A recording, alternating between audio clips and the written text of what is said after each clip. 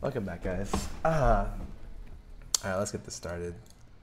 So, welcome ladies and gentlemen to the 7.17 patch notes. The only thing I need to remember to do in this one is to scroll down faster because I have a little bit of overlay covering out the bottom middle.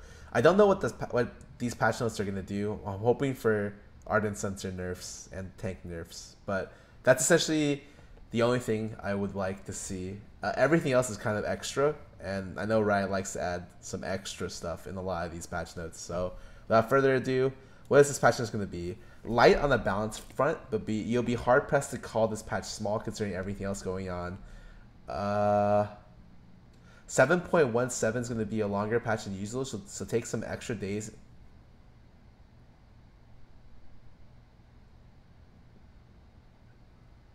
The next patch is the patch we plan to host Worlds. Okay, cool. So I think they said this a patch or two ago, which patch Worlds is going to be on, but this is essentially the preliminary patch to get into Worlds. Cool.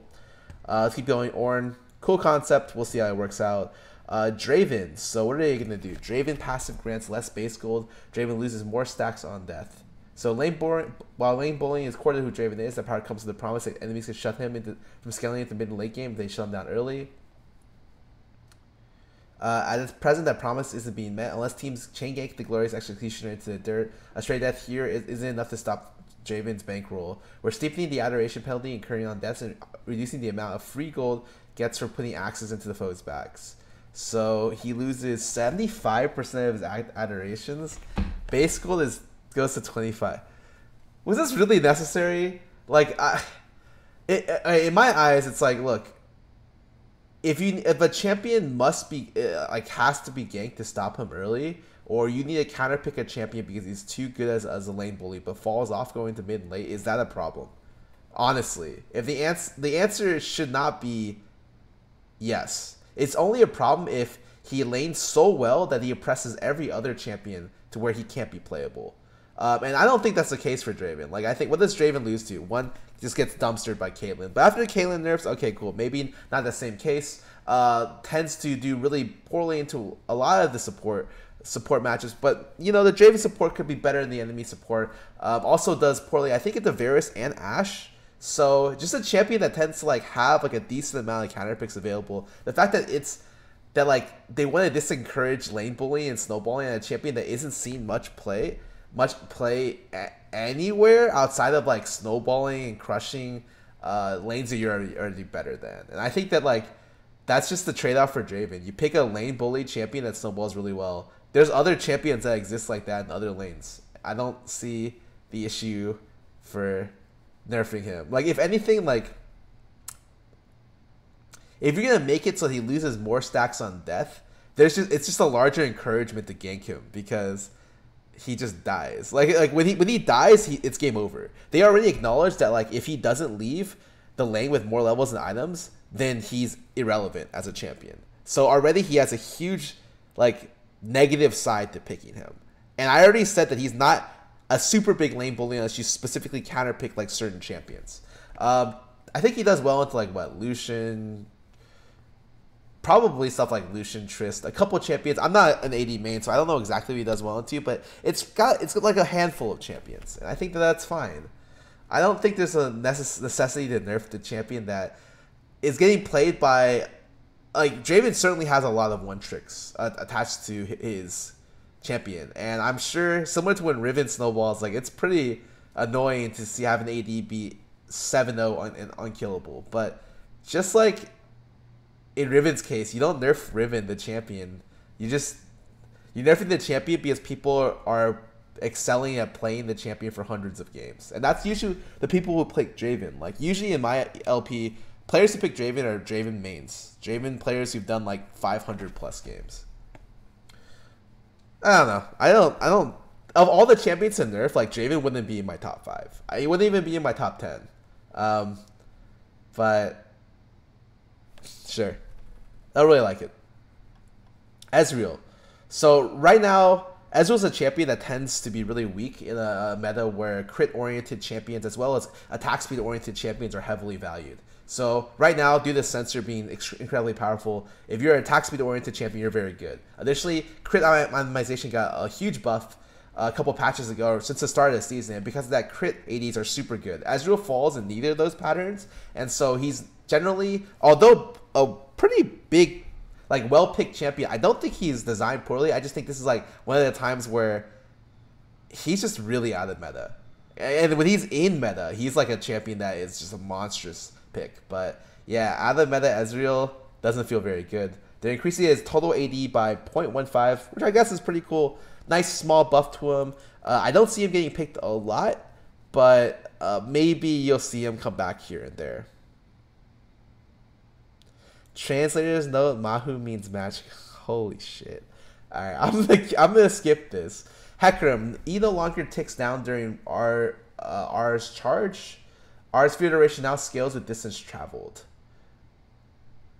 It's very common for Hecarim to ride up to someone and then ult from point blank, which doesn't feel very horsey. Give him the good cavalry feel. We're tweaking his ultimate so he can long range ulti and then E them backwards. Okay. I guess it's kind of cool. Certainly it's probably not. It's a buff to long range initiation Hecarim, and a slight like a nerf to like lower range Hecarim, and I think that that's fine. I think that this buff helps offset the nerf at lower range, and this champion itself I'm not seeing much of, so it's hard for me to really judge how strong Hecarim is at the moment. Liana, this champion is not seeing much play, even in a situation where everyone's stacked to the brim with like, you can pretty much play any support in the game due to these shield changes. Liana's a champion that really like sucks, because either she all-ins and can kill people, or she gets her all-in disabled, or like she gets poked down, and she's not able to fulfill her fantasy of like being a super hard initiator. Usually she just becomes really irrelevant and gets counterpicked by like all the meta supports. For like at the foremost Thresh. So what happens? Passive mark expires faster but deals more damage when procced. Q cooldown decreases at early ranks, increased at rank 5. Mark duration decreases to... Oh, wait, that's actually... That decreased by 2 seconds? That's so much. Oh, the Q buff is really nice, actually. It means that you can look to... means you can just look to max E afterwards. And... which is, I think, what people were usually doing anyways. And her Q stays consistent. It's really nice. I'm just surprised they nerfed her mark duration by this much. You're not getting that much damage off additionally, but they make it so that you're only given a 1.5 second window to proc the mark. That seems really short. I would have taken a second off. 2 seconds off, you might not even be able to get in range for the Liana stuff to be able to accurately get it off. Yeah, 6 for all levels, which is pretty nice. I still don't think she's going to be very good. Maybe she can specifically counterpick certain bot laners, but she loses a lot of the bot lane all-ins. And gets counterpicked by a lot of the bot laners too. And so, like, for instance, she can't really initiate on Janna if the Janna is competently able to block the initiation with Tornado till 6. And then after that point, she can't... Janna can stay back and tornado Liana off of her ally without Liana flash going in. Additionally, she loses the Kench, probably even with Alistar, loses the Thresh. So she doesn't tend to match up well against... I think pretty sure loses to Braum as well. So it doesn't tend to match up against a lot of the supports that are meta at the moment.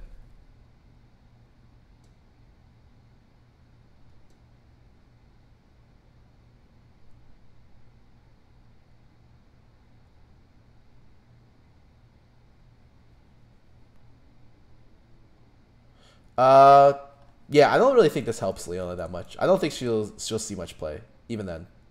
The only champion that Liana actually does well into, and this is really weird, I actually think Liana does really well into Bard.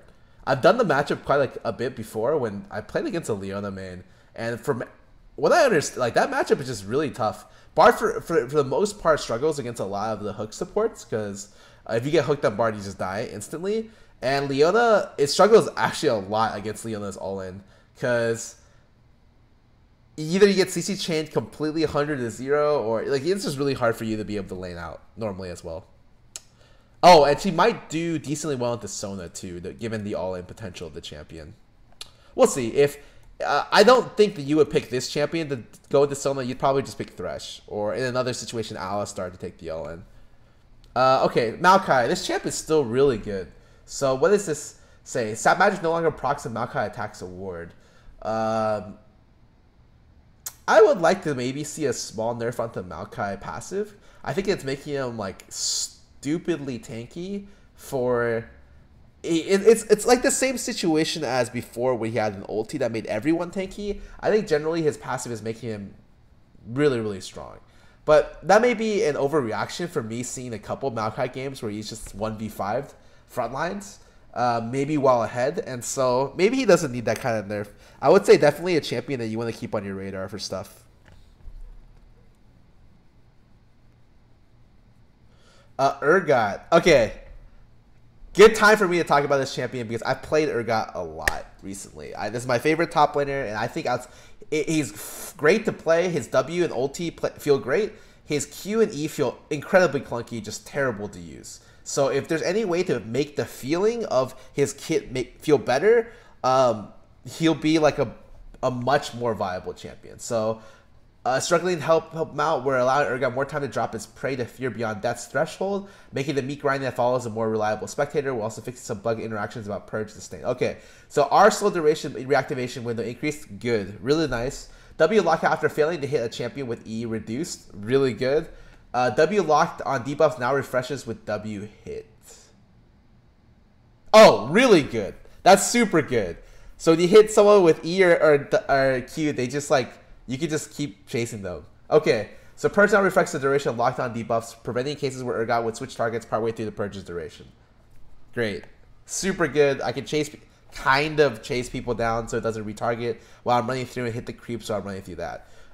E Disdain. Cast Disdain during Purge, but fails to toss a champion Purge and now resume fire for the remainder of the duration a bit earlier than before. Lockout period was reduced to it got reduced by 0.35 seconds.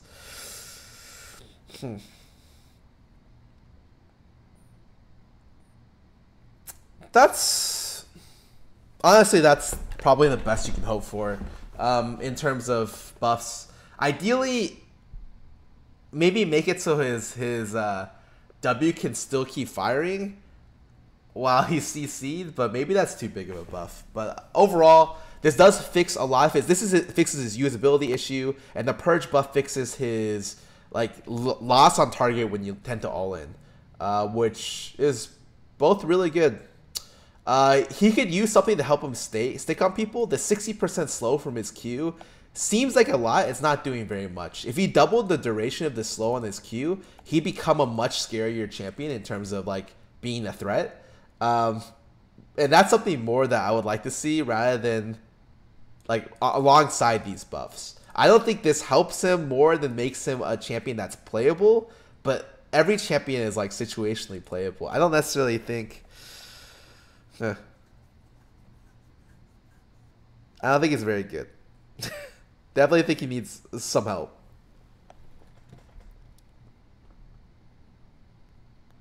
Alright, so let's move down. Zedd. Base attack speed increased.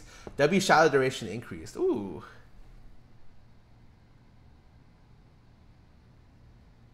This helps Zedd controls minion waves.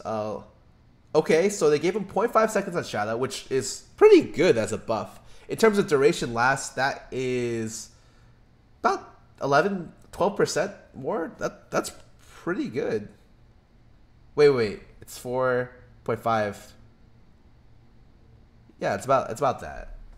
The base attack speed, it seems really bad, but it makes the value of Bork better on Zedd, as well as the value of Censor, which is really popular in the current meta. And so don't look down on base attack speed because it's something that's really, really, really like, it's a buff to where like maybe you won't realize it, but all attack speeds have scale with your base attack speed.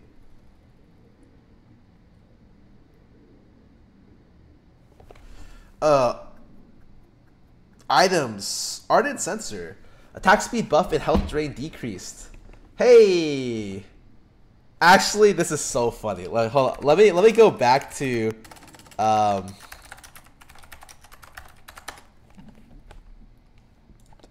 so way back when Ardent Sensor first was a problem.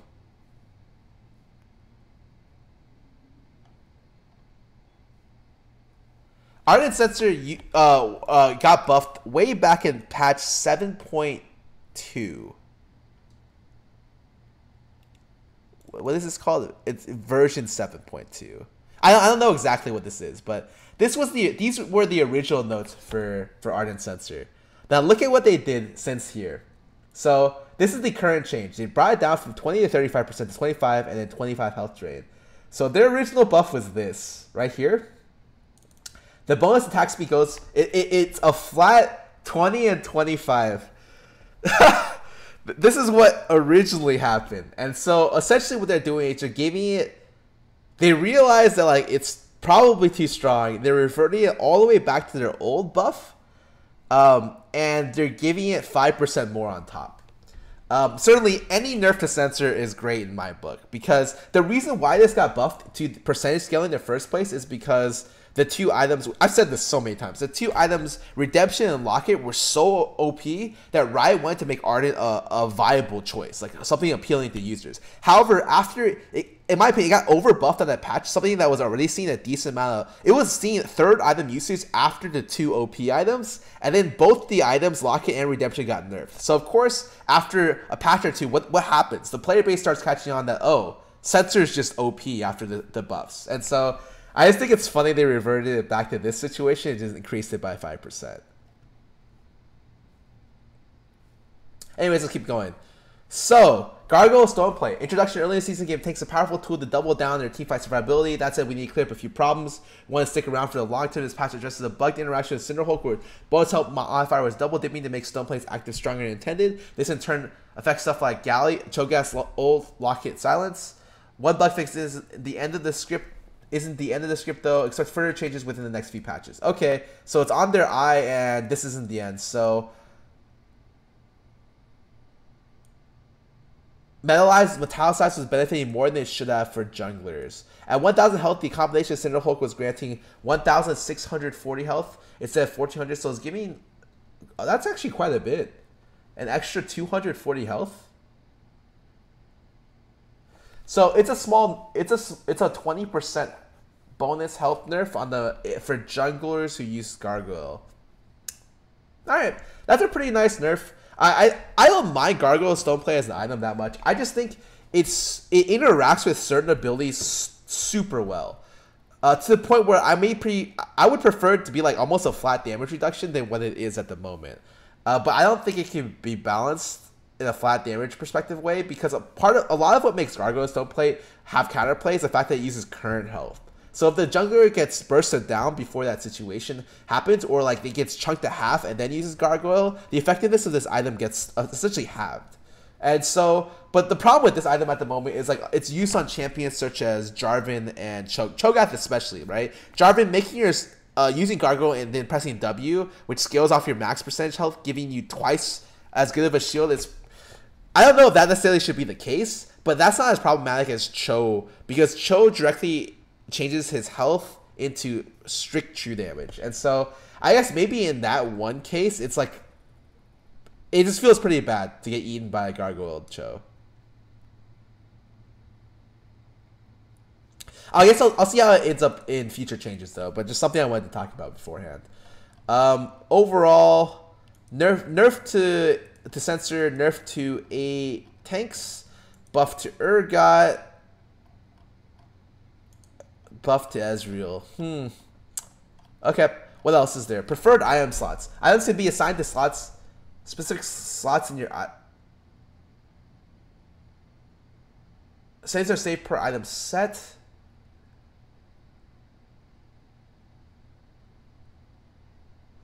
Oh, it automatically shifts the item into your slot, which is good for me, because if you ever watch me stream, I always tend to shift the I was always put my actives on 1, 2, 3, 4 because those are the fingers closest to my QWER and or buttons closest to my QWR, so I can just shift up to use the item actives as is. And I put in essentially steps of importance for what I think is the most important, more toward the 1. And my wards are always on 3, and so this just allows you to be able to save item slots for certain things. The problem with this statement is I never use item sets because I think they're whatever. Like I guess I should maybe start using item sets, but it's such a pain in the ass for me to set up item sets for every champion or even just a general one that I don't do it. Maybe I should. I guess I should start setting up item sets for my champions. Maybe this will encourage me to do it more. Alright, anyways. Honor. Sometimes you want to keep the ball rolling, so now you get more honors after you... If you get more honors after you bail from the ending screen, you get a notification. Okay, I guess that's cool. It's to highlight honor in the game. Play the game. That's what honor is. Give it to the guy who gets play in the game. Rotating game mode, I don't play other game modes that aren't ranked. I might play some ARAM. Oh, the 5 starting Guardian skins come out in this patch. This should literally just read like new skins, we need money. Or new skins anime edition. And this is just going to make them like $1 bajillion. I don't fault them for it. I think it's really smart. Star Guardian team. Match history will upgrade match history to be more important. Unranked match history is now publicly visible. I don't play unranked, so that's irrelevant to me. And a lot of bug fixes where I don't necessarily care too much about because, yeah. Wait, is there the Sejuani bug fix? Fuck, that's the only one I care about. Okay, so for people who don't know, right now, if the scuttle is put into the wall and like slightly moves while you throw your Sejuani E onto a marked scuttle, the E will not connect with the scuttle. It'll reset the stacks onto the scuttle, and you won't stun the scuttle. It just disappears. And I've had that happen to me 2 times in 3 days. It's just like it annoys me. I'm gonna go find the clip after today and just be like, Riot, fix this shit.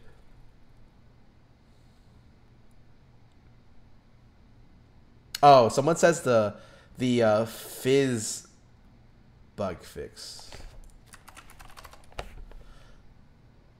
Oh, this is actually such a big deal. Wait. Is this what I think it is? Alright, the Fizz is a counterpick to Malzahar. Even when Malzahar is super OP, Fizz was one of the best assassin picks into it because when you ultied him with Chum the Waters, it would attach and then it would mark him in combat and take off the passive. And so you could front load all your Fizz damage as soon as you fall down from the E to hit them all at the same time, so you couldn't counterplay it. I'm curious if this means that it doesn't latch or it doesn't remove the passive. I don't know exactly what this means, so I guess I'd have to wait to see in game because I end up playing a decent amount of Fizz, and I probably want to play a little bit more Mouse, so I'll probably see this sometime while I'm playing.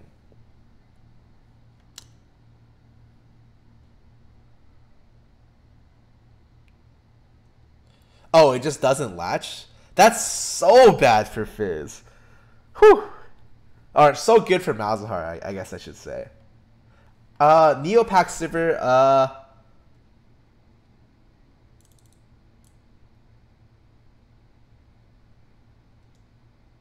okay, that's cool. I'll be at PAX this year, guys. PAX West, so if you guys are there, you'll see me at the Riot booth. I'm actually going to be at the Riot booth for like 1.5 days, I think. So if you guys are there, I'll be the guy at the booth somewhere.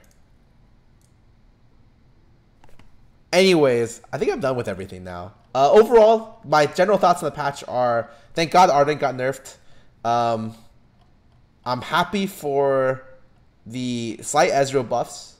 I kind of wish that tanks got hit a little bit harder.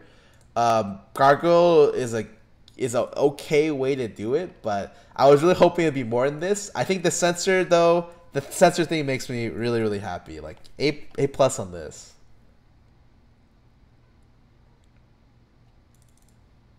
And then let me see the champion spotlight, because a lot of people are gonna spam me if I don't. So